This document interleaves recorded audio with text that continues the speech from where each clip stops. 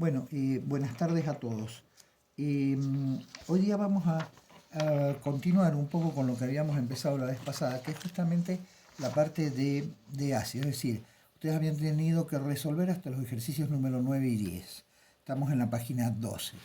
Bueno, ahora lo que quiero que se aprenda con respecto al ácido, si bien ya lo hicimos a partir de sus elementos, cómo formar un ácido, es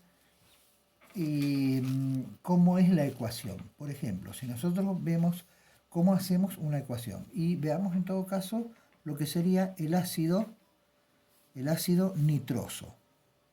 El ácido nitroso sabemos que actúa el nitrógeno con 3 porque termina en oso. Entonces nos va a quedar el óxido nitroso, nos va a quedar como nitrógeno, oxígeno, que intercambiando valencias me va a quedar el nitrógeno con 2 y el oxígeno con 3. A esto le tengo que sumar agua. Y por lo tanto, ¿cuáles les van a ser mis productos? Para hacer los productos yo debo colocar primero el hidrógeno, después el nitrógeno y después el oxígeno. Entonces, tengo que contar qué cantidad de hidrógenos tengo acá. De este lado tengo 2 hidrógenos, le colocaré un 2. ¿Qué cantidad de nitrógenos tengo de este lado? Tengo 2 nitrógenos, le coloco un 2. ¿Qué cantidad de oxígenos tengo de este lado? Tengo 4 oxígenos, les coloco un 4. Pero, como ya vieron anteriormente, este no es el ácido nitroso, sino que, como consecuencia de que los subíndices, en este caso son todos pares, los puedo simplificar, quedándome, en definitiva, como, volvamos a mostrarlo, como H, N y oxígeno 2.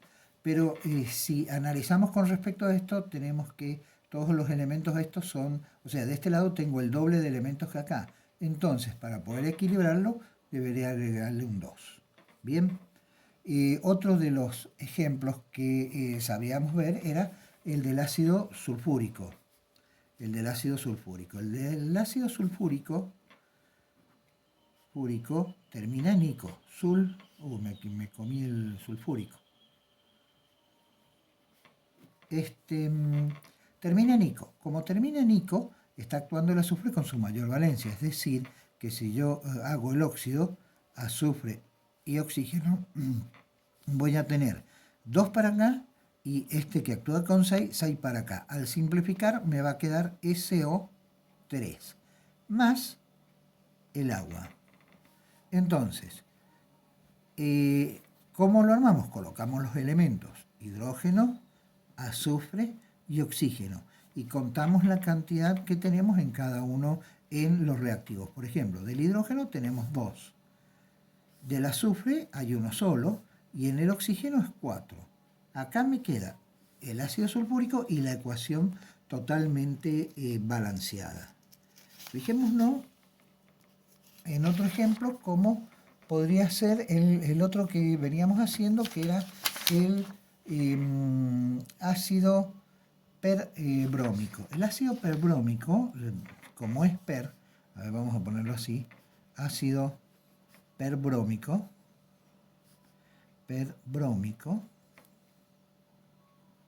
como es y termina en ico, significa que es la mayor de la mayor. Por lo tanto, va a estar actuando con valencia 7. Bromo, oxígeno, de 2 del oxígeno y del bromo son 7, más agua. Bien, en este caso, insisto, hidrógeno, bromo, oxígeno. ¿Qué es lo que ocurre acá? ¿Cuántos hidrógenos tengo? 2, colocaré un 2. ¿Cuántos bromos tengo? 2, colocaré un 2. ¿Cuántos oxígenos tengo? 8, colocaré un 8. Todos son par, puedo simplificar de a 2.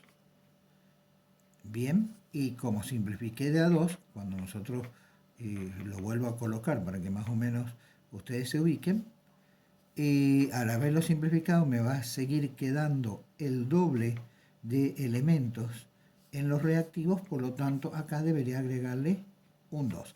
El hecho de haber simplificado por 2 significa que tengo que colocarle un 2 acá. Pasa tanto en este como en ese y en quizás muchos otros de los ejercicios. Entonces, a partir de acá ya tendrían la posibilidad de resolver lo que sería el ejercicio número 11. Bien. Después había algo que teníamos que ver, de que no siempre actúan con una sola molécula de agua, sino que también hay algunos elementos que se pueden actuar con alguna otra molécula más de agua. Por ejemplo, el caso del boro. En el caso del boro, actúa tanto con una molécula de agua como con 3 moléculas de agua. Para este caso, nombrarlos, cuando es la menor, se le coloca el prefijo meta, es decir, es un ácido, acá lo tenemos, un ácido metabórico y un ácido ortobórico. Lo que hay que tener en cuenta es que cuando muchas veces este prefijo suelen usarse, es decir, hablamos del ácido bórico, bien, ¿y cómo lo tengo que hacer al ácido bórico?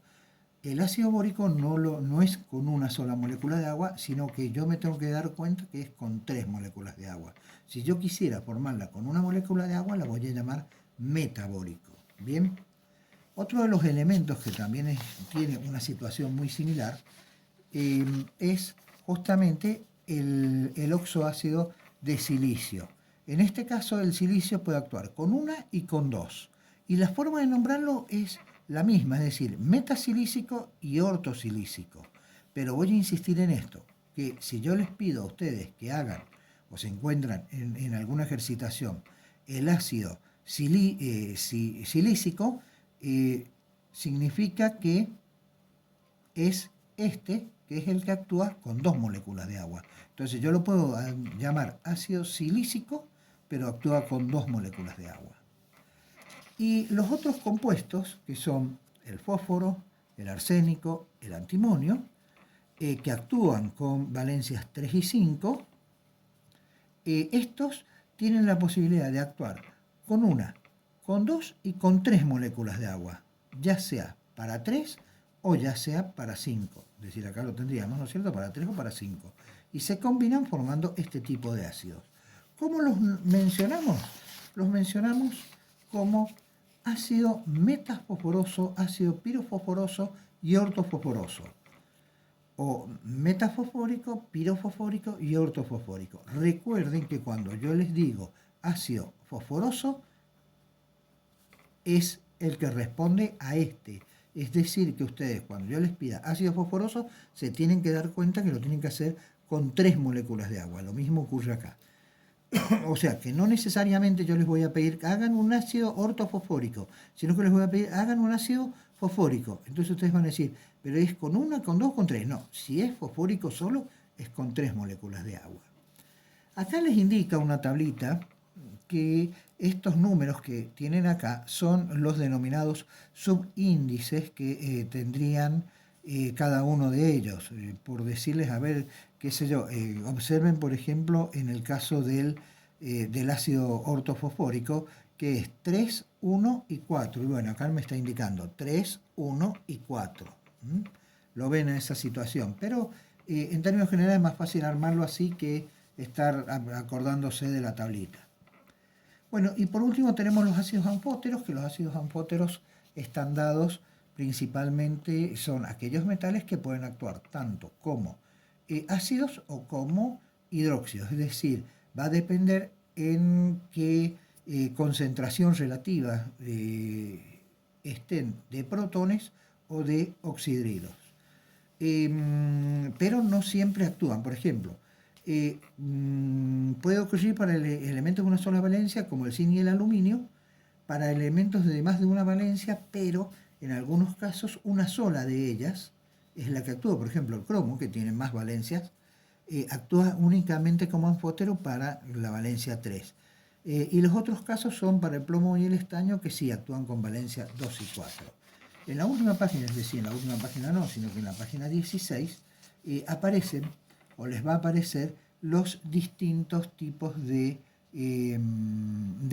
ácidos, ¿cómo que se llama? De ácidos anfóteros, en los cuales acá habla del ácido zínquico y el aluminio. Observen que el aluminio tiene la posibilidad hasta incluso de juntarse con una o con 3 moléculas. Es decir, que si yo le pido un ácido alumínico, ustedes me lo tienen que hacer con 3 moléculas.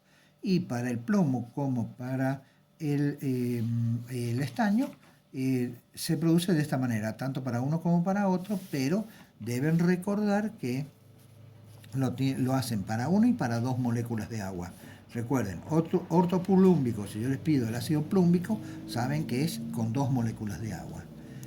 Y en el caso del cromo, también ocurre exactamente lo mismo, es decir, me forma el hidróxido o si no, me forma el ácido cromoso. Enseguida les paso y les hago lo que correspondería a hidruros.